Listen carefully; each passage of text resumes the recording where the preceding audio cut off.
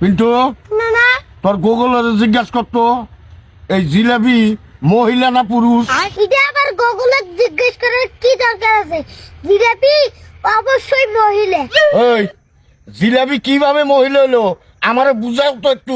কে জিলাপি খাইতে যেমন মিষ্টি, মহিলারাও তেমন কথা কয় মিষ্টি মিষ্টি। হ্যাঁ ঠিক কইছস।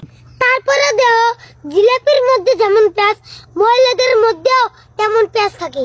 হরে তুই এটাও ঠিক কইছস। তারপরেও দেও তুমি জিলাপিরে কোনোদিন সোজা করতে পারবে না, তেমন মহিলা মাসেরাও তুমি কোনোদিন সোজা করতে পারবে না।